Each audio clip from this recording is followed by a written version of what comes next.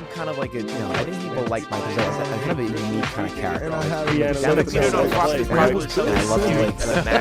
You just see how games and possessions are more intense, how they mean more. I'm not putting him on. I think the U.S. is going to obviously win this. Hello, and welcome back to another episode of Nothing But Respect. My name is Patrick Redford.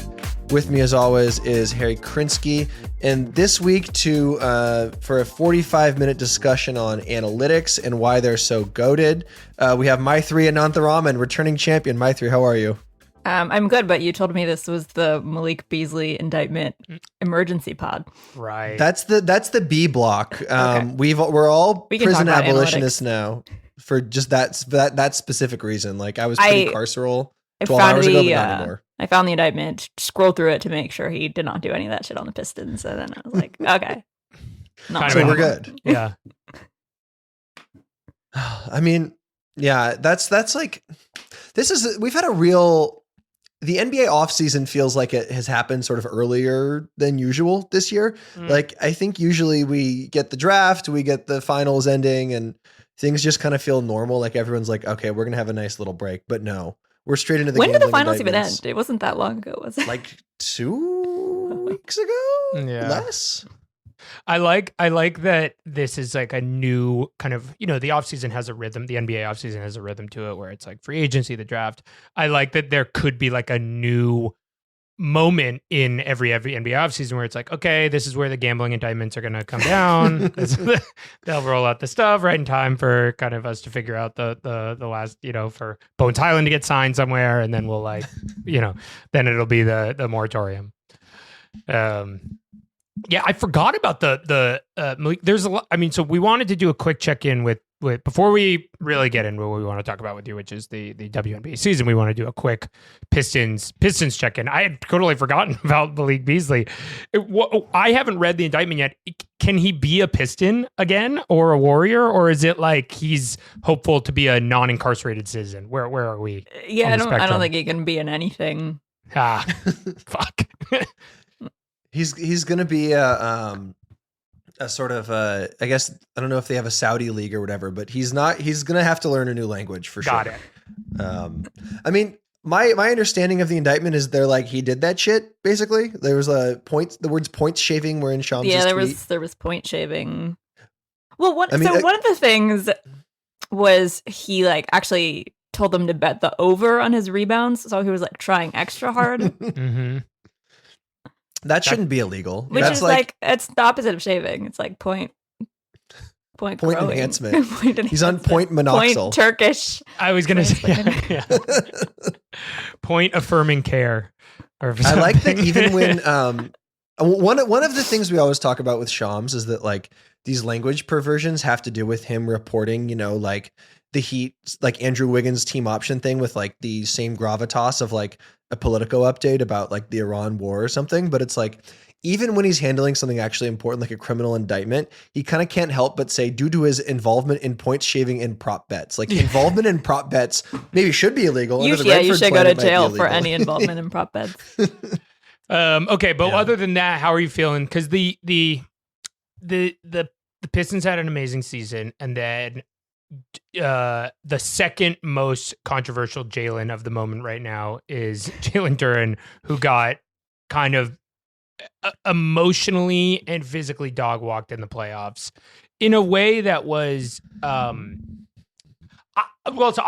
still kind of I'm okay with Jalen Duren. I think big men, like some really young guys, have tough playoff performances. I don't think I'm not on like DEFCON 1 with him, but where are you at, Maitreyi? I think I'm also I've mellowed out a little bit.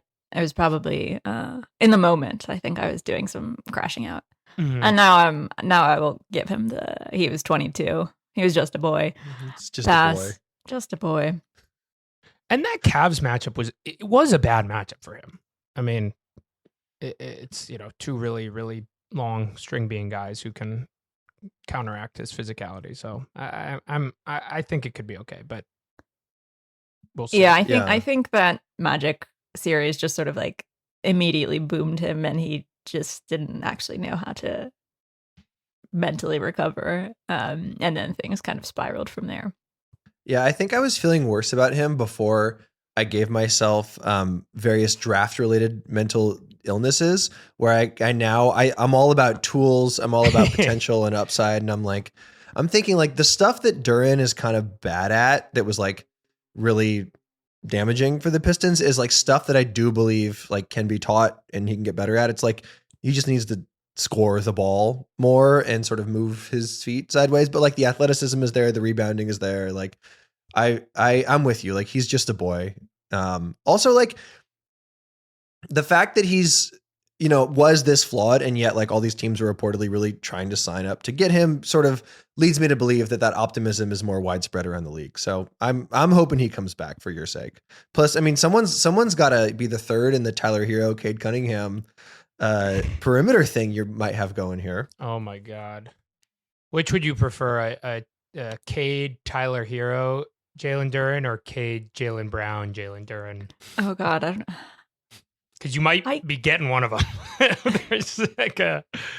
Do we have enough stuff for Jalen Brown?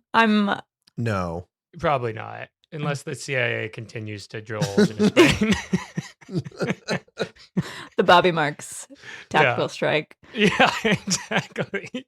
It's great. We always complain about Bobby Marks's fixation with the number, but usually that number is like 25 million and not 7, Like it's great to see, as sort of not quite members, but like observers of the podcast Clip Industrial Complex. It's great to see something taken out of context like this, that it's also so unambiguous that like, of course, Jalen Brown of all people is going to take the bait and like go nuts for it. I've really kind of enjoyed it just because we've seen the debate about quote unquote analytics so many times, just seeing how people still get pissed about it in exactly the same way and nothing has changed. Like I find it genuinely kind of it's bracing. Like heartwarming in this like topsy-turvy world. Some things just stay the same. Mm-hmm. Like seeing Ball Don't Stop post a Monte Ellis Bucks highlight and being like, they invented analytics 8 years into his career after he was already established to tear him down. And it's like, man, this is awesome. We're inventing new forms of cognitive dissonance every week, despite, discussing the same thing we've all discussed forever. Like we're always going to have stuff to talk about. The well is never going to run dry. That's very reassuring to me as a content creator. No, I totally. It reminds me of like in World War I during Christmas when it's like the Irish and like whatever will like spend one day, talking to each other and breaking bread. Like that's us just being like, oh, isn't this so fucking crazy? Like, yeah, you're right. Monte was a bucket, and then we can go back to like screaming at each other tomorrow. Yeah, the one thing the establishment truly fears is like those guys actually, understanding what the word analytics means. Like if someone, looked up quote unquote the analytics on Michael Jordan, they would like be like, oh shit. Like actually it says these guys were good. Like, I don't know what I'm talking about, but I'm very happy that bridge has not been crossed. But Harry, I feel like you're the right person to sort of talk to about this. Like, what makes Jalen Brown such a particular and sort of funny figure to get pissed off in this way? And what do you make of his use of his twitter.com profile to sort of do this like Kyrie Irving cover act thing? Yeah, I don't, I mean, he is, so I tweeted something the other day about him being like, I joke about him being one of the more outspoken political, athletes. And like, he both is and he isn't, right? Like he is in that he's like doing like weird clips about him at a panel somewhere speaking about the panopticon will surface, and he'll like tweet vague things. But like, if you were to like blink test and be like, what is Jalen Brown stand for politically, you would be like, paint touches. Like, I don't know, like really what it is. And so he, and then the other thing about him is he's like got this real, and I have this is a long time theory I felt about the NBA, which is like these like snap judgment things that come out about you in your first month in the NBA, like are really, really sticky. And Jalen Brown being too smart to get drafted was one of those like incredibly sticky factoids that like makes no sense, but we're still just like, yeah, Jaylen Brown, he's a smart guy. And so I think that that's sort of like complicating all of this, but I don't know. I mean, he probably wants out of Boston, and I guess I get wanting to have his own team. He's already won a championship. Like, maybe he also thinks that Tatum is a Kobe knockoff, and it's annoying. Yeah, I could see that. Like, it is the reputation thing. I think is really, really key there, because now I'm remembering back. Jaylen Brown, of course, you guys can look up where he went to college. I'm not going to say it, but but all the coverage was like, he plays chess. Like, this guy is taking like graduate level English classes. Like, he's not like these other basketball prospects. And if he went to a different team, maybe that stuff isn't as sticky, but like the myth making apparatus with the Celtics is just so robust that, like, of course, whatever good parts of his reputation are there to be burnished, like, will be burnished. Yeah, no, it's true. And yeah, I mean, the Twitch streaming, Twitch streaming and tweeting kind of like opaque things are of the same like mood board, So I think maybe he's working on some kind of new vibe shift, but it's very wide receiver coded. Mm-hmm. It is, and I've been thinking about that exact turn of phrase, because it's like this funny. It resonates like so deeply as like what is going on, but then I'm like, or just like, and I'm like, but what does that actually mean? Like, what am I saying there? But he's tweeting like a wide receiver. This is why you need wings who don't have internet. Asar Thompson, he's at the gym right now. Like, do you think Ron Holland knows who Kai Cenat is? No, his ass is not online. No. Yeah. We've talked about this sort of the eternal recurrence of the analytics debate, but I do find it just sort of amazing that the people who like Josh Hart talking shit about analytics and saying it's something that like white nerds invented because they wanted to like racially seize control of the game. Like,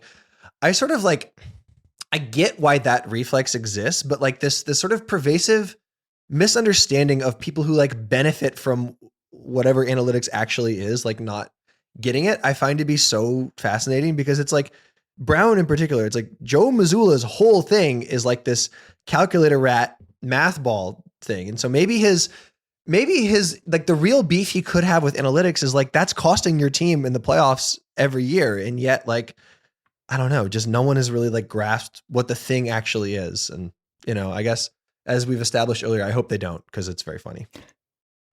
The only final thing I'll say before we talk W about this is I do always go back to this idea of like the way that this kind of information is getting communicated to players, or at least 10 to 12 years ago, maybe less so, was through a bunch of like the 7 or 8 credentialed, nerdy white guys who didn't understand basketball at a certain level. And so I in some way, I'm empathetic to the kind of feeling of like, at least people who have never been in a locker room, like I've seen, whoever shoot a jump shot. Like, how is he going to tell me that like I was going to write this blog post about whatever? And so I get that part that maybe leaves, even though there's all these like nuanced, interesting ways people are talking about analytics, like online or on blogs or in this like other intelligentsia nexus.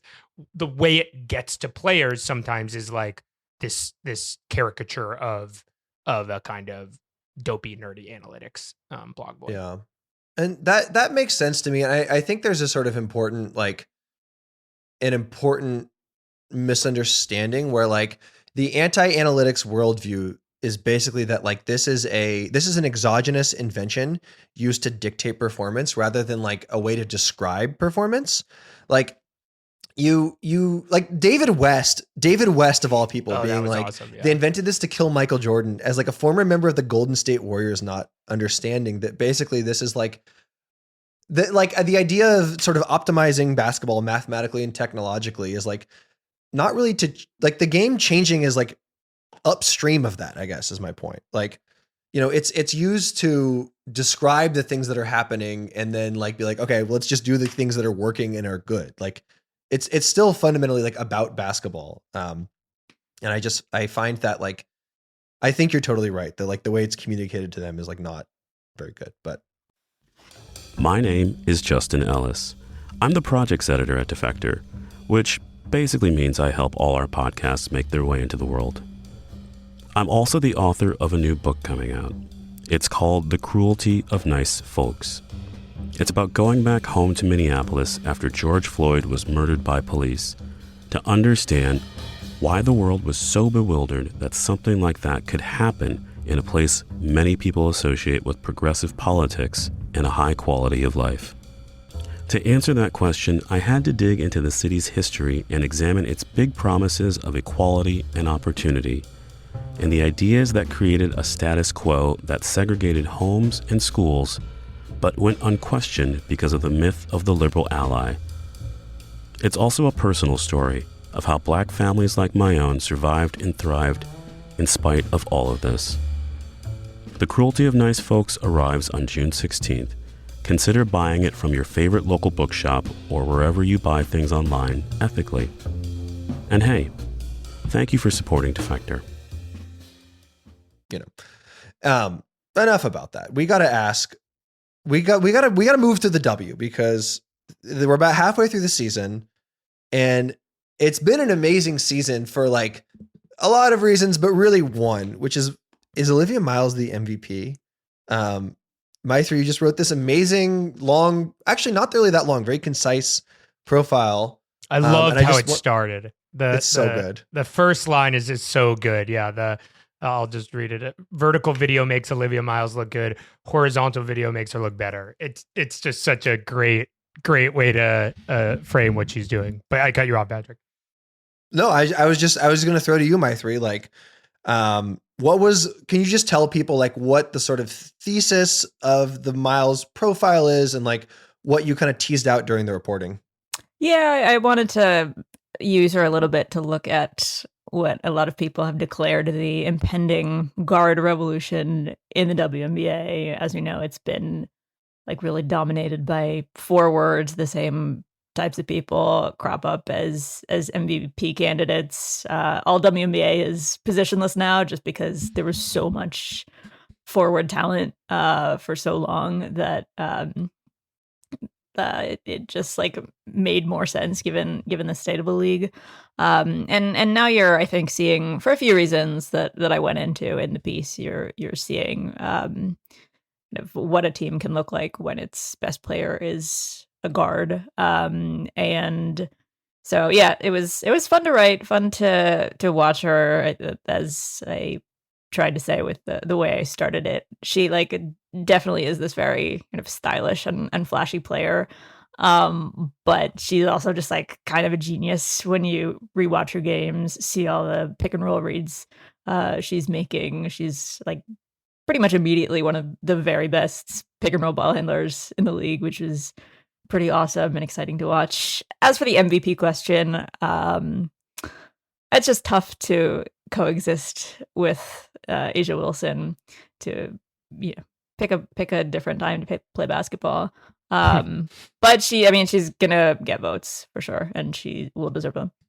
I mean, that's been like the shocking thing about watching her is like I loved watching her at Notre Dame and TCU for like the swaggy passes and stuff. And I thought pretty optimistically, like, oh, she's going to come into the league as one of the most like fun players and she's going to be good at like ball movement and stuff. But like, can she really, like W defenses will be faster and more athletic. And can she make these reads at the highest level? Correct me if I'm wrong, but it seems like having better teammates and better spacing is like actually like her game is like popped quicker than basically anyone thought. Is that right? Yeah, I think that's right. Like she's mentioned, defensive 3-second rule is helpful. I think also like an interesting thing to think about as I was writing this is just how like the context of the league has changed exactly at the right time for her. Like there is this sort of new officiating regime right now. Offense is up and like most of that is just because of free throw attempts. Like players are getting to the line more. It's like a good time to be a real downhill driver and scorer, which she is. And so like I think she's definitely very talented, but this is kind of the exact right time and context to really maximize those skills. Even the micro context of like if Fee is like on healthy and getting lots of touches, that totally changes the way a player has to adjust to like running the team, etc. She got this like unique opportunity to come. I mean, I want to talk about like how in the fuck did the Lynx have the number 2 pick in the last draft, but like she got an opportunity that's like winning culture, amazing team, but also somehow doesn't have the ball like not ball hogging, but ball nexus star currently. So it's there's a lot of luck is not the right word, but like context that was useful for her. Yeah, I mean the context is so crucial because I like, if I'm recalling correctly, when the season started, everyone was kind of like, well, the Lynx will probably be good when Fee came back, but like, they're going to take a step back in the immediate term because their front court kind of all left. And that was like the thing that made them so good. And so like how, you're moving Courtney Williams off the ball and like you have a rookie take over, and Shell Reeves doesn't really like younger players, but like it just, everything has kind of clicked. Like I know Maitreyi, you're a big Courtney Williams off the ball. Like you can you talk about that? Yeah, I mean, she has mostly played the 2 in her career that she was playing. I think she's a really good pick and roll passer, but it was definitely kind of a matter of convenience rather than like her true position. And so she had sort of been moonlighting in that role, but I think you saw the limits in the playoffs.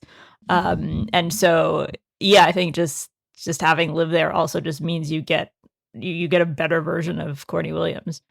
Which is cool too. As for the question of how do they get this pick, often the answer to any question like that is the Chicago Sky, and indeed that is the answer here. They back to trade up to take Angel Reese, who they no longer have on their team. They traded away this pick. Totally awesome. That's so cool. Well, that doesn't sound good. The other, I mean, I don't know, mistake, but it's worth saying because so like,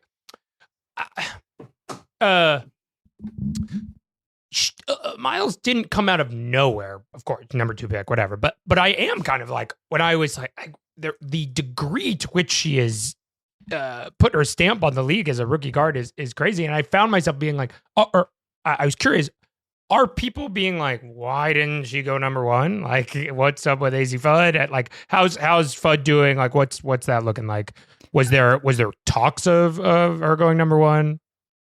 Yeah, I mean, well, there's some drama about this because Paige and AZ are in a relationship, right. And there's like a question of, did you make this pick to appease the best player on your team? Mm-hmm. I actually think AZ has played really well, and I mean, maybe the Wings wish they picked her, but I think AZ's in a really good spot, and she looked very good to me. I don't exactly know. I mean, I think Paige is like a very good off-ball player, but I think probably the best version of the team has Paige with the ball more, and so I don't know exactly what the fit looks like. I don't think it would be bad or anything, but I think it kind of shook out pretty well for everyone. I think. I was pretty skeptical of AZ because she's AZ dud. AZ dud. I thought, oh wow, why draft, this passing and steals genius when you can get someone who stands perfectly still on the wing and never moves sideways in any context. But like she's been way more mobile. The shooting has been, as expected, super. I mean, they played last night. That game was good. Olivia had 21 and 8. My sort of, I'm glad you brought up the Sky because my favorite bit of the Miles profile involves the Sky, where it's the Lynx running exactly the same pick and roll. Oh, that like double drag over 3 times in a row. Wait, can you explain for our audience? Oh, so I go to the like post game presser after the this guy and Blinks played a bunch of times in a row. So I think this is the second game that they played. And Liv says something about like we literally ran the same play over and over and over. And so I'm like, all right, I'm gonna go back and pull up the play-by-play and check. And they 100% ran the same play over and over and over. It's like exactly the same play. Like I put all the clips in the video. And my favorite part is like you can see the score is like changing by one possession every single time. It's so good. I mean, the Sky are so the pissing me off factory is producing at an amazing rate this year. Like everyone hates the coach, it seems. I don't know. You're around the team a lot. You're like reporting from the Sky Arena a lot. And I guess I just want to sort of ask two questions at the same time. Like how have you really enjoyed being on like the beat as much? Because I feel like you're at games pretty much every time. And is it kind of hard when you're mostly going to watch the opponents, let's say, of the team whose arena you're in? I am, pretty much mostly going to watch the opponents. I like being around a team. I always love being at arenas, and you do notice stuff up close, and you pick up on some color. And it's also just like, we work remotely, so it's fun to just like have people I can talk to for work reasons, and do all our work and gossiping, and they can point out stuff I wouldn't otherwise notice. The fun thing about being like someone who doesn't really care about the Sky or need to actually cover the Sky is I can like float around and talk to the visiting players, and the state. I mean, I think this is broadly true, increasingly true in other sports, in sports media now, but like there aren't a ton of traveling beat writers, so you might be like one of the only people who like is taking any time to talk to the visiting team. Well, I want to ask about that because there was a case where you were literally the only person who attended a press conference. It was Portland played this guy. They played this guy twice, but this is the first game.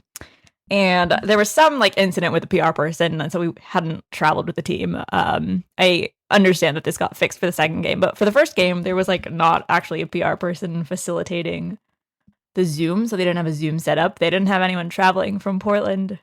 So I go to the post game and I'm like looking around and I'm like, I'm the only person here and they're not gonna Zoom anyone in to ask questions. So I have to like, I mean, I just had like one question I wanted to ask, but then I was like, I should probably just come up with some extra stuff to start asking. And I do feel like I shit on people, like beat reporters who ask dumb questions a lot. And then I start going to these things and I'm like, I forget how to talk. Like, you start all your questions with talk about X. So I definitely have a greater appreciation for the art of like asking a good question at a post-game presser. Beautiful. What kind of stuff were you in there asking? Like, were you literally just like, can you walk me through? Like, what did you say? I mean, so I was actually excited for this. I had gone to Portland because I am hoping to soon write about their head coach, who's this kind of strange guy, and is like, wait, what's up with him? He's like this is Sarama, right? Alex Sarama. He's a very like coachy coach. Like he's written this book about coaching and like the way we develop players is all wrong, and he's got like a sort of square of excellence. He's got like an ethos. He's got a philosophy. And so I actually asked him about the issue the Fire are having is they're just an undersized team, and so they rebound pretty poorly, and that had turned up. And so I asked him sort of how he would apportion blame for rebounding. Is it personnel or effort or scheme and stuff like that? And immediately he was like, well, I actually did a study on this. And I mean, this is news to me. He was like, if you look at the history of the WNBA, teams rarely get better at rebounding over the course of a season. Like it's very personnel based. I've looked into this. That's interesting. It was interesting. I mean, he was a very interesting guy. He's also like 31, I think. He's the youngest coach in the league. Yeah. We should get him on MDR. Yeah, you really should. I'm sure he would be a great guest. It was funny for the pregame thing. He like came into the room and he was like all red and like glistening, and he said he was sweating because the like pregame energy was so high. Wow. yeah. I mean, that's great. And something I like is that even like in this Caitlin Clark blog you wrote the other day, like some of the color from just you attending games in person and like talking about what it feels like in the building, like that comes through even when you're writing about stuff that you're not at. So the coverage has been great. And with the that, last actually, sort of oh, go ahead. No. I was gonna say, with that, we got a little, we sometimes pull out the my business or not my business segment on Nothing But Respect, and we figured we could run through some of the big storylines of the season so far and ask you as boots on the ground if we need to be if any of this stuff is our business. So All right. let's start, because I want to sidestep Caitlin for a second, because there's a sort of meta my business contingent even in there. But the Mercury. If you step over Caitlin, you get a 1 game suspension. I've just no. He's white. It's fine. Yeah. The Mercury are cratering after a really good finals run, sort of an improbable finals run. So, but what do you make of that? This sort of strange. I mean, even the run was strange. So, like, what do you make of what's going on in Mercuryville? The run was strange. I think they were a 4 seed. So they weren't like super dominant. I think an issue they're having is just like their good players have not been good and need to be better. Kalia Copper had like there's some signs she's turning it around, but she just had a really, really rough shooting start to the season. Duana Bonner, for all the scrutiny on the Paige AZ situation, Duana Bonner is also a bit of a tricky thing here because she was playing very poorly, but was getting a lot of runs still.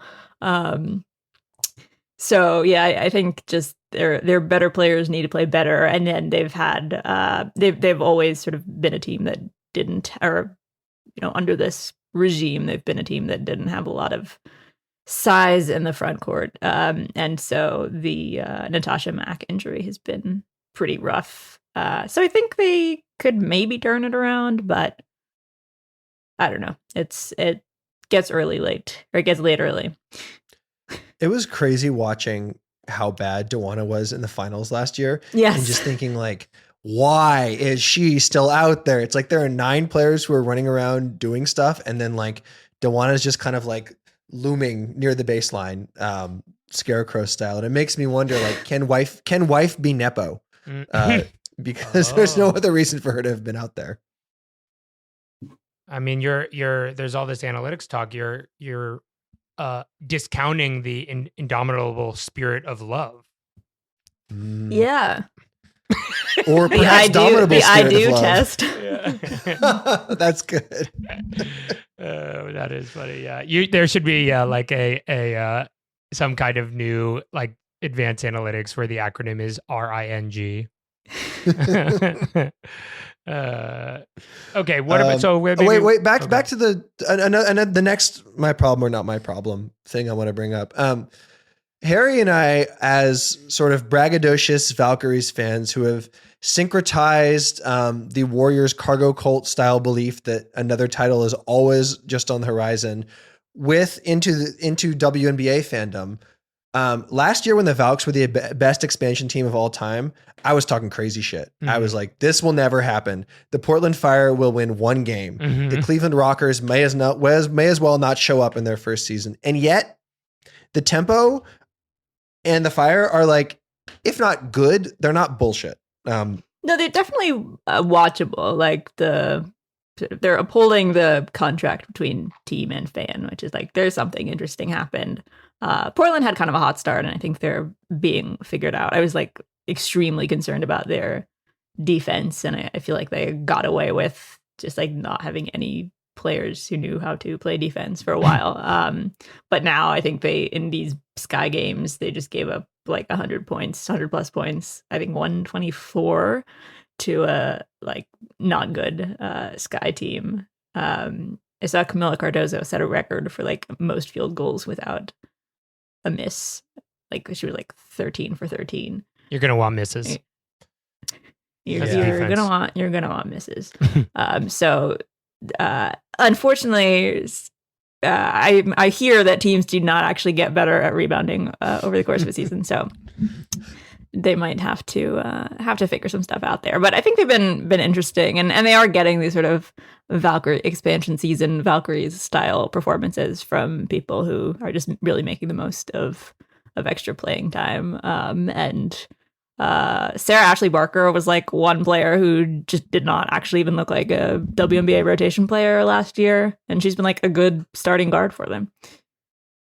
Getting balled up by Cardoso, I find to be like pretty telling actually, because against the good teams, you watch her play and you're like, get her out of there. She can't move her feet sideways. She's a problem. But then like the Valks, who were kind of undersized, she had like a great game protecting the rim against them. And it's like, if she's going off against Portland, that's like it's a passable test, but it's still like a test you sort of have to work to pass, if that makes sense. Yeah. So I am hoping that, because you're right, that this is, even though we're now like another layer into expansion, I'm hopeful for the Detroit team that we can keep this going another couple years. Yeah, I mean that's got to feel good, and like Toronto is really fun to watch. Like I'm a big Temi fan.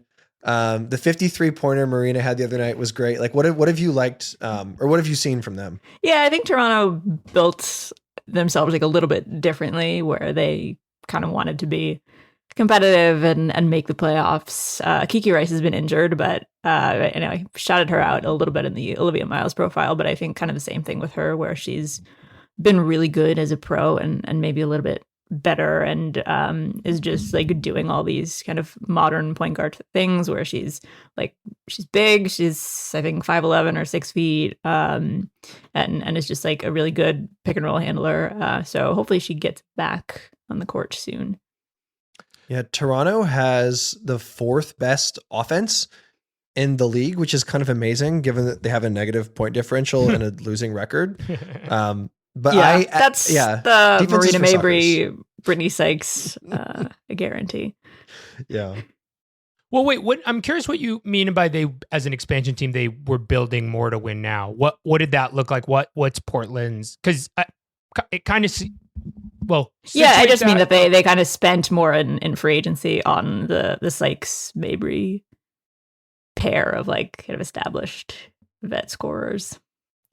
Got it. Okay, yeah, that makes sense. Well, that's an interesting question, because I think, or that brings up an interesting question, which is that like heading into last offseason with the new CBA come into effect, and all of a sudden like people are getting $1 million deals, and there's just so much more money going around. I think a lot of people, especially those who wanted their team to sign Bay Area native Sabrina Ionescu, and maybe it's good that didn't happen. Boy, Oof, I know. Thought, okay, everyone is going to change teams right now. Like all rosters will be scrambled, and that just kind of didn't happen. But like, how has the first really mega money free agency like affected the way the league has gone this season? Yeah, you're right that it was not maybe as there was not as much movement as we would have expected. There ended up being like more than I expected the offseason before. I thought everyone would kind of wait, but it turned out that a lot of people actually wanted to just give new destinations a try before they signed any long-term contracts. But then a lot of people signed short-term deals again this year. And so I think next offseason could be pretty interesting. I think the sort of big explosion of movement was just actually just distributed across last and the next offseason instead. It's funny because now you have like, there are $1 million players in the WNBA. There are like, there are under or like overpaid players in the WNBA. You can talk about entitled millionaires. You know? Exactly. They can't complain about the officiating. Yeah. Exactly. Okay, let's talk, because I know these other stupid expansion teams have been doing well, but the Valks money machine continues. Yep, we are. I was thinking about this. How about this for a 2029 article when the Valks win 2 out of the next 3? They were right about being light years ahead. They were wrong about the team or something. They're wrong about the league. Yeah. There's something there. Like that actually work on it. The light years ahead organization is the Valkyries. Because we I mean, they did. Joe Lacob did make a proclamation, which is they will win a championship in the first 5 years. Mm-hmm. And they're on track. And they're on track. They're on track to win probably 4, I would say. Right? Oh, I mean, at their current rate of improvement, they're going to go like 56 and -12 in the next few years. Harry, I don't mean to cut you off, but my simple question with the Valks is like, I look at their point differential, which is the second best in the league. I mean, by a hair. I look at their record, which is amazing. I look at that home crowd they have and the sort of the formula of on-ball defense and three-point shooting. And I just wonder, like, can this team win the championship this season? They just have to hope not to run into the Aces at any point in the finals or in the playoffs. But otherwise, I'm quite high on them. I also think the nice thing about like having this very expansion-y team of like high floor types is you can probably do a lot at the trade deadline. Like they're like hogging every wing in the league, and so they can go out and get one fit I've always kind of liked for them, and I think her future in Seattle is a little uncertain with how things are going, is Ezzy, because she re-upped there, signed a 3-year deal, but now you have the like teen phenom front court going on there, and I don't exactly know where she fits into the long-term plan. So I think that's exactly the player they need. Yeah, so I like them going to get her. But yeah, I think they've been really good. Gabby's been an awesome fit. I don't know that anyone doubted that. She's like an actual shooter all of a sudden, which is pretty cool. And yeah, it was a good win last night. Yeah, two good wins against the Dream in a row. For some reason, they're playing them in 3 out of their like this little 4-game chunk here. But you're so right about like just the general theory of wings being very good with them. Like something I have really enjoyed about this team is their depth. Like it's kind of unpredictable who exactly is going to like pop off the bench, but like Natalie has done a great job of like, you know, Janelle Solon plays like 20 plus minutes a game and is just like has the greenest of green lights in the league.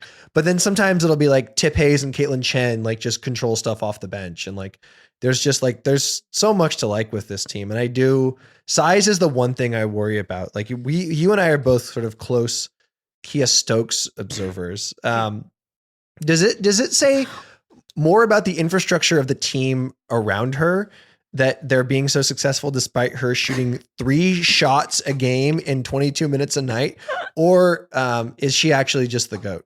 Probably. A separate Kia Stokes digression is I was like Googling some stat about her, and then maybe I was Twitter searching some stat about her, and because Twitter search is all like fucked up shows you tweets from like 4 years ago, I saw someone had like posted something about her blocks, and I saw this like new kind of gendered version of the plumbers and railroad workers thing that I had never seen, which was like, it was a stat about her blocks at UConn. And then someone replied saying she was playing against nurse practitioners. So that one's going to stay with me. I'm going to have to use that. Damn. That's amazing.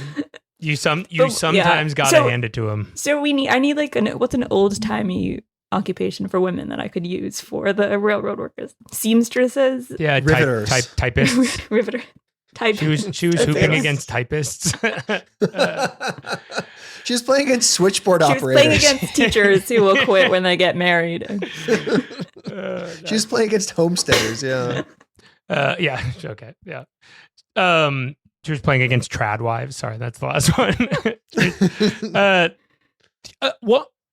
Something I was thinking about as you were talking about the we can't run into the aces, the Valks can't run into the aces, is that this time last year, the aces were sort of like adrift. And so they were the jokers. Yeah, exactly. They were, is there a team that is adrift? Because you're right, the sun sets early, but also teams can turn around in the W and kind of make these amazing playoff runs or like shift their roster into playoff mode. Do you see a team that's sort of in some kind of early season malaise that could turn it around and be a real contender? I don't exactly know, because sort of teams hanging around that range, like I think the Fever have some roster construction issues that they're gonna have to figure out, separate from whatever's going on with Caitlin. I think just like the defense, but like rim protection specifically has been a real issue for them. And so like barring some trade, I don't know exactly what their path to getting better is. Watching the Liberty last night, because they're another team that you think would be like a candidate for this question, I just feel like their good players are not good enough anymore. Yeah, like I feel like Kell's been better than she was last year by the numbers, but like the fall off last year was pretty alarming. And obviously Ionescu has not had a good season. Do they? Yeah, I like them. I like them as a turnaround candidate though, because maybe if teams can get better at rebounding during the season, like you know, like the Aces turning it around because they had so many good vets last year, that like the Liberty are sort of constructed in a similar way, you know? It's been funny to watch, like, I don't know if people remember, like Prime Brianna Stewart was a very good and efficient shooter. And she's still, I mean, it's a testament to how great Prime Brianna Stewart is that so many of her skills could atrophy like this, and she's still, I think, an MVP candidate this year. She's such a good defender and still like a good cutter and everything. But she's basically just like a full-time free throw merchant now. And yeah, JJ just rebounding has been an issue. It's like alarming because they can play these jumbo lineups and they still don't get any boards. And then I don't know what's going on with Sabrina. She used to like shoot tour dates, but now these are like all tour dates in the first week of the month too. Like it doesn't even seem like she's been able to get herself involved. And so yeah, I just gotta think they're all a little old, and I don't know. It's just like their good players aren't good enough, and that's a tricky spot to figure out. Yeah, and she's sort of facing down a free agency where she has to decide: do I want to come back to the Liberty, or do I want to sort of compete with Caitlin Chen for fourth guard minutes off the bench? So it's like, you know, it's a tough spot for anyone to be in their career, and you know, I just hope she does the right thing. Now, okay, is the right thing staying away from the right thing is staying on the New York Liberty, to be clear. Like, I don't want any part of her. Unless she gets really good, then she should sign with the Valks. Yeah, then she can come. That's fine. It's sort of a dialectic of the right thing. Okay, speaking of the proverbial my problem or not my problem, let's talk about Caitlin Clark. There's a bunch of, I mean, as many cases, there's a bunch of stuff to talk about. One of the things we were texting about but hadn't had a podcast to talk about, but I was curious because it is kind of an NBRE story, was the strange situation around the Fever versus Indiana beat reporter Scott Agnes. And for those who don't remember, Scott Agnes is a beat reporter covering on Substack, covering both the Pacers and the Fever independently.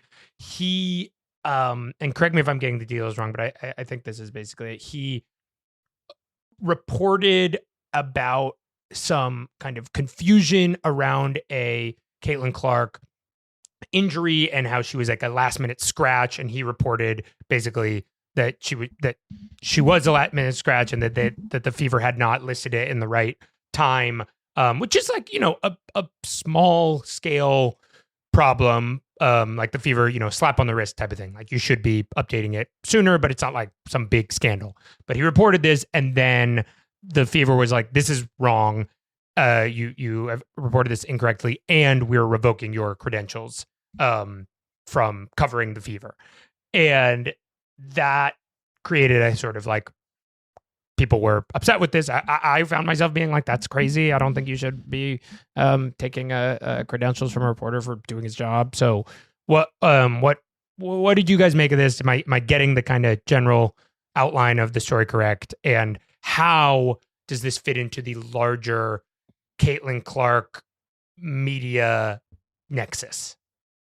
Yeah. So, I mean, it was not in dispute that they did not report, did not follow the injury reporting rules. She was not on the injury report at all and is supposed to be by a certain time. And then they late scratched her. I think the issue is he had reported that it was I don't know the exact phrase he used, but that ended up being kind of the thing they were upset about. But I guess to the Fever PR, they thought he was implying that it was some kind of load management thing.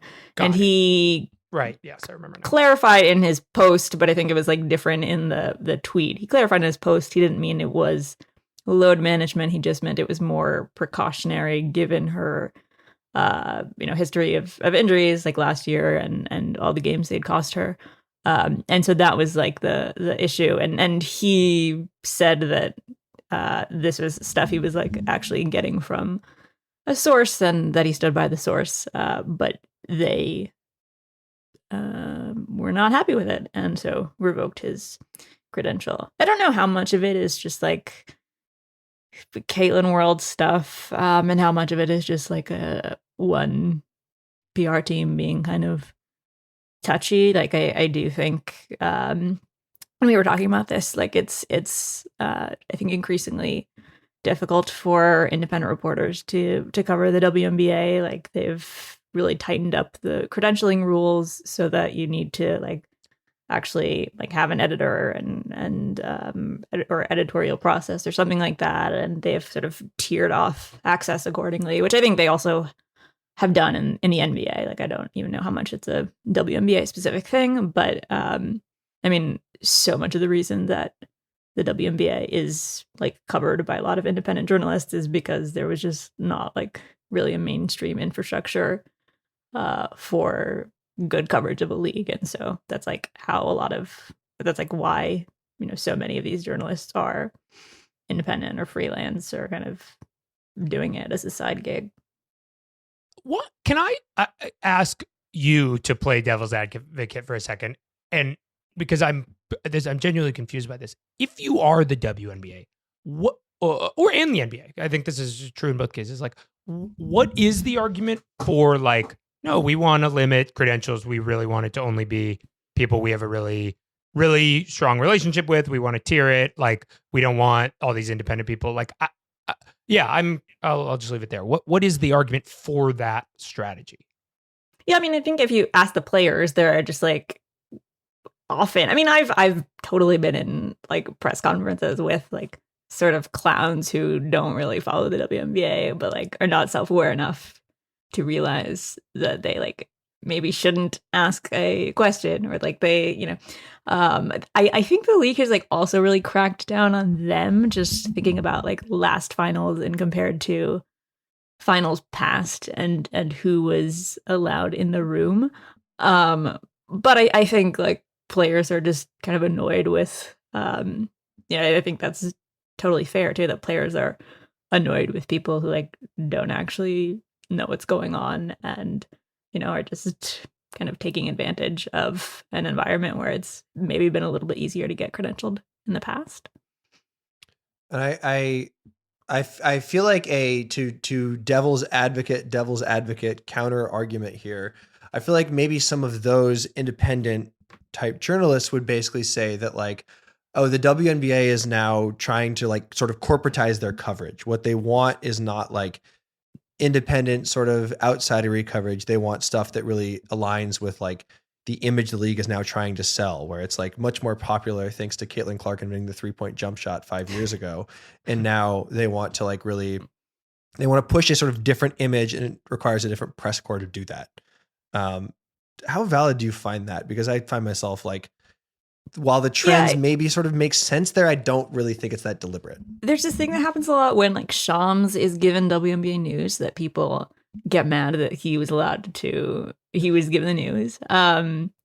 Like I think he broke the news about what was in the new CBA or something like that. Yes, yeah. And so I think there's some people who believe in a kind of everyone should pay their dues, and if you're not like around covering the league, then should you be given that access? I think the WNBA is like, if we combined the follower counts of like every single person who covers the WNBA, they would still be lower than Shams. So I can see their argument too. Yeah. No, I mean it is complicated because like it's like, how could you look at Scott Agnes, that seems from the outside, I don't know him or anything, but or whatever, to be like a legitimate report, and he was doing his job. And even if you're arguing about the semantics of whatever he should have done, like you should still be allowed that level of error. At the same time, I actually do really get what you're saying, which is like it's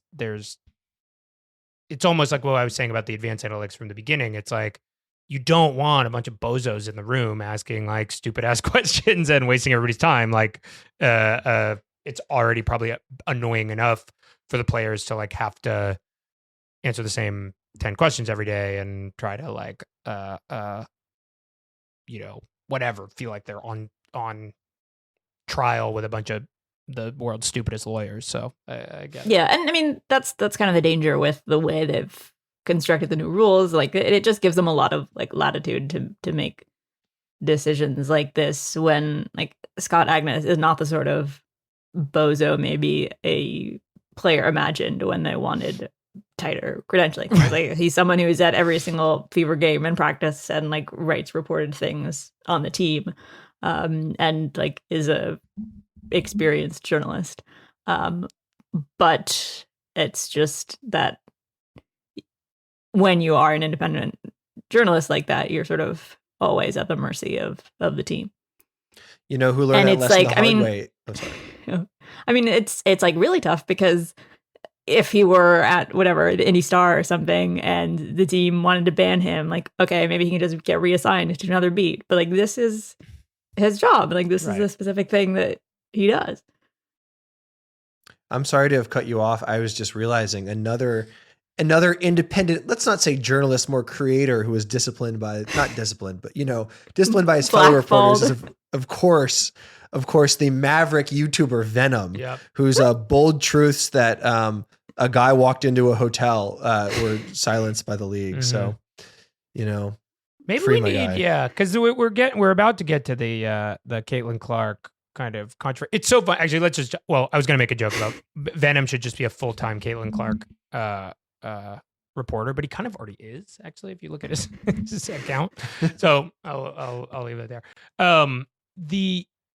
You did a blog about Caitlin Clark's is this recent sort of like scuffle thing, and it worked perfectly, Maitreyi, because I had not seen either clip, so I got to experience. Oh wow, yeah, that's like a great social experiment. Yes, I got to experience it where, so the way Maitreyi wrote this piece, which everybody should go read on Defector, is like, there's this clip that you will watch right now that will seem kind of like pedestrian, and then I had no idea it was going to be the most important clip of the whatever, and I'm not just saying this. I watched the clip and I was like, "What the fuck is she talking about? Like, what problem happened? There's no issue. Now, what the fuck are you talking about?" I'm like, "Where is the problem that I'm supposed to see here?" Like, I was like, is she mad that my initial reading? I was like, are they mad that Caitlin slipped? Like, is the floor an issue? Like, I couldn't figure it out.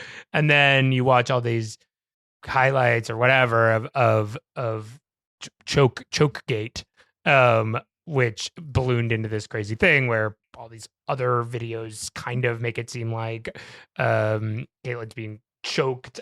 For what it's worth, I know like some fines were doled out. It kind of just seemed like a complete, as somebody who's been defending Draymond Green's sporadic hand movements, I am inclined to say that was a complete non-issue, and I'm kind of feel like it's silly that anybody got fined there. But what was your feelings about this? I'm also a kind of a Draymond apologist. I've always been very like anti slow motion. There's lots of research on the fact that like any play in slow motion, like people see more intent than there might be otherwise. And so like, I guess at one point, like, yeah, that is a foul. If you touch someone's neck, then that just kind of objectively is a foul. And if the league wants to actually crack down on head and neck contact, and there's like a story recently that concussions are up, I think, basically because concussion reporting is up, but I think it's like good to kind of get that contact out of the game and like police it more strictly. So like, yeah, that's fine to call that a foul. I think it's like objectively foul, and I think it like doesn't really matter. Like, that's not really the job of a referee to decide what was intentional and what was not, and to like, that's not the language that's used. It's unnecessary, I think, right? And so I like was kind of like, okay, fine, this was resolved. Do I think that like a lot of the league's reaction was because it exploded and became this slow motion clip? Like, yeah, I don't really think an ordinary play that did not involve Caitlin Clark would get reviewed. And I do not think a suspension would be doled out. It's like there's not a ton of precedent for like the retroactive flagrant 2. I mean, to begin with, like there just aren't a ton of flagrant fouls given out, or like hadn't been before the last few years. And so like if the league wants to be stricter about officiating, I think that's totally fine. I think like the flagrant 2, that's fine. The suspension was like strong, but I mean if that's the precedent the league wants to set, that's up to them. But I think like a lot has been made of it, and maybe more has been made of it than there needed to be. Yeah. And like, again, our feelings on carceralism have changed over the last 12 hours, but like, I do think it was a little much that the referees were renditioned to a black site. I think just regular prison would have been fine for them failing to call the choke on Caitlin. Yeah, it's just like the slow motion point, I think, is just such a good way to think about all this. And like, there's been a lot of conversation about how like the officiating has changed, and like so much of that is cynical. But I do think your point about how it actually has. Do you think it's been better, I guess, this season is my real question? Yeah, I guess it like depends on what you think the goal of officiating should be, because there are a lot of like dimensions along which you can evaluate it. Like for me, I sort of like when officiating is not intrusive, and like, so one thing that I think really needs to happen is like any replay reviews still take way, way, way too long, just because the reviews are all like on site. They don't have an independent replay center, and so like I do feel like it's kind of slowed down the game, and that's the priority for me. But like offense has gone up mostly on account of fouls being called more. I think it's like a full maybe 5 points per game up, and probably 4 of those are just at the free throw line.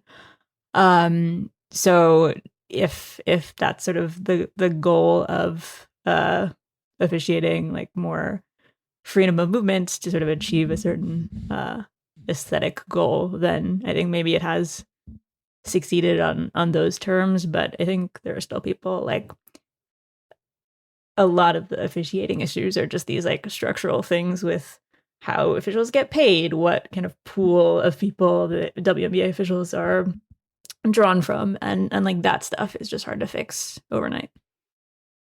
Yeah, and like I think that's all true. And I do think, like, again, if you watch that clip, some stuff might seem alarming, but like Aaliyah Boston is taking threes this year and she's shooting them well. So it's actually like the stuff that seems bad in there is like actually fine. Like you don't need to worry about that. Yeah. And now you're good to bring up the larger context there of like, there's some push to try to make the W a little bit less physical. And if you have a tighter whistle, then there'll be like less. So it's almost like I saw you sort of like smiling as we're talking about this, like, because there is this other funny thing where, like, of course, Caitlin is involved in this like lightning rod physical gray area issue. It's like, it's just and I gotta say, I mean, like there hasn't been, this is like armchair psychology or whatever, but like it seems like a pressure cooker to be Caitlyn. Like, it does not seem like she's playing with a ton of joy right now. And I feel bad for her in certain ways where like this stuff just keeps freaking finding her. And it's you can argue about how much, like, if she's coming out with on country music intro song stuff, like the degree to which she's bringing it on herself. But like, I don't think it's whatever she's doing, the amount of media circus around her is I don't think she's asking for all that. Yeah, I've shared my theory on her, I think, with you guys, which is like she don't have internet. And this unfortunately like backfires on her because she is like treated as if she do have internet and kind of expected to comport herself as if she do have internet and knows like the subtext of every single thing she like does and enjoys. Can I like she's just like a little too normie for her own good in some ways, and is like one like very telling detail about her that I've like never seen get a lot of play, but like always really stuck with me as someone who's writing a book in which she's a pretty important figure, is the Wright Thompson profile of her that came out. It was like right before the Final Four, her senior year. And so it was after the LSU game was her junior year. But there's like a detail that, so there was that story that like Jill Biden was like, we should invite both teams to the White House. And then everyone was mad about that. And so then Caitlyn ended up going on ESPN and like doing a hit after that game where she had to be like, no, I think Angel should get it. And then in the story, it's like, you know, she kind of had like a panic attack and was crying after that because she's like so terrified of being canceled, and was like, there was like a specific quote that's like, if you say the wrong thing, like your life can be over or something like that. And so I think she has like that's something that she like just won't say anything, and then it ends up kind of not working in her favor either, and she's sort of damned either way. Yeah, I think that's such a I remember that detail. I think that's such a good way to frame her. Like, fundamentally, she just wants to be like a basketball player, and the tragedy of her position is that there's no way she can really be just a basketball player or will ever be covered in the media as just a basketball player, right? Yeah, and it sucks.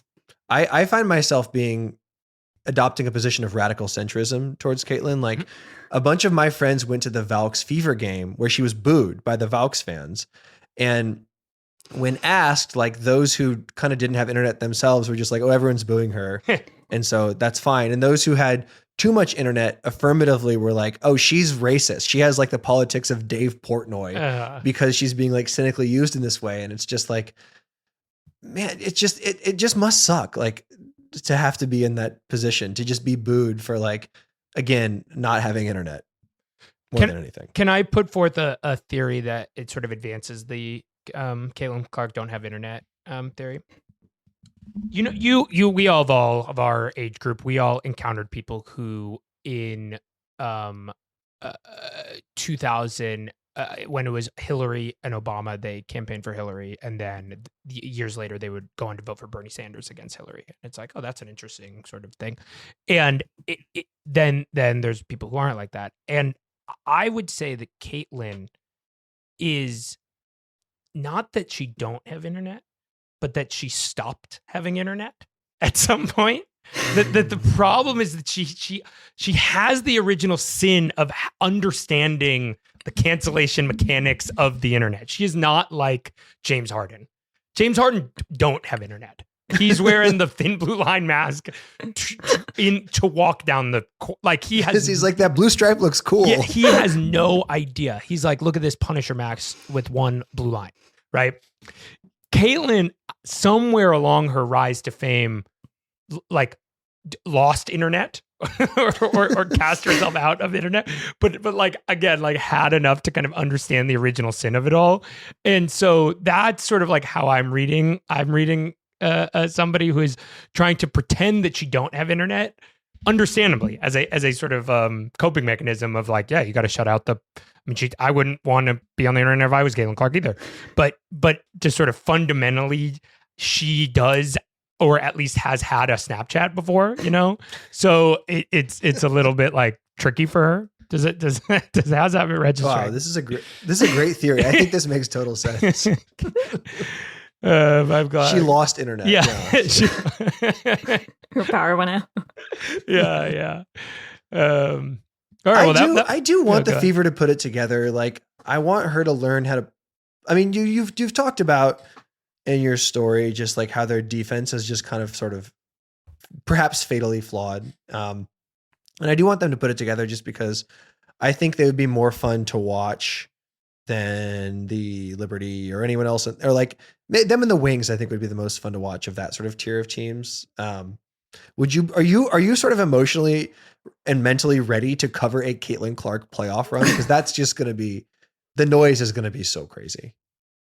I want to use that question to ask, like, do you think there is any scenario in which like the noise on both sides gets to a point where she like has to say something? Like, is this position tenable in the long term? I guess. So like, what would she need to say? I guess when people say that like they need her to speak out, because she actually, like, the Time interview that she did, like, I feel like she kind of, I mean, that's the thing is like, I feel like she needs to say something. She needs to, like, that just gives the people who are talking about her way too much credit, because they don't give a shit about her. Like, they're not actually listening to anything she says. None of, what they think is like rooted in stuff she's actually doing or saying. She's like purely a avatar and vessel for them. So like, I don't even think she has that much power in this situation. I 100% right. Like, every time I see Christine pop off some new column about how no one should foul Caitlin Clark because she's making them all millions of dollars and they should let her win, I just think, like, you don't know who the Toronto Tempo are. Right. Like, you don't know who Gabby Williams is. Like, you don't know balls. Stop talking about this. She needs to go on the Adam Friedland show. That's her only way out. Now you're talking. Do Pardon My Take and then the Adam Friedland show. She'll be fine. All right. I think that's a good place to end it. We are going on a mini sabbatical. Patrick, you are going to France. Any other countries? Just France, right? Spain. Well, it starts in Barcelona. Okay. The tour on Saturday. If you want to, I'll be doing a daily podcast with the Escape Collective, who I'm traveling with. Really, it's like there's two really several really high level ball knowers, and my job is to come in like the B and C blocks and just be like, saw some crazy looking guys, some fans on the side of the road. Like, they know so much more about cycling, but it's a very fun show. It's what is the like noun you use for ball knower? Like spoke knower, wheel knower. Yeah, spoke, I mean, the fact that I can't even spoke understander. Yeah, spokesman. I mean, cycling has basically gone through like a sort of MLB level, like technological and strategic revolution in the last 10 years. The analytics boys. A story on Defector.com that just published this morning all about that. You can read, well, all about that, kind of about that. You could say the Tour de France is for the children. Facts, by the way. But I guess my point there is like the burden of ball knowledge has increased exponentially in the last 10 years or so. And I've like kind of kept up, but these guys are like, they know everything. So if you want some of that, but also a lot of silly bullshit, I think it's the Tour Daily. Maybe it'll be on the Spin Cycle feed. We'll figure it out at some point, but hell yeah. Yeah. I'm excited to go. Beautiful. No, I will listen. I might pop on when Patrick's in France to do something. I'll figure it out, but you guys will know. And we'll be back in August for the heat up to the W playoffs and everything else. So we will see you guys. You should soon. ask people in France who they think the best French basketball player of all time is. Marine Johannes for sure. Yeah, I wonder about the if I saw a few Wemby jerseys last year, but I feel like Wemby became. Well, yeah. What's the read on Wemby in France these days? I'm excited to find out, Alright. but I believe they love Report him. I mean, back. one of my projects last year was tracking every piece of NBA merch that I saw in France. And Luca was by far the most popular. Mm, I think because he's just like a European guy. that makes sense. But yeah. Well, anyway, take care. Thanks for joining us. Go read the Olivia Miles profile. Yes. Read all of my 3 stuff. You know what to do.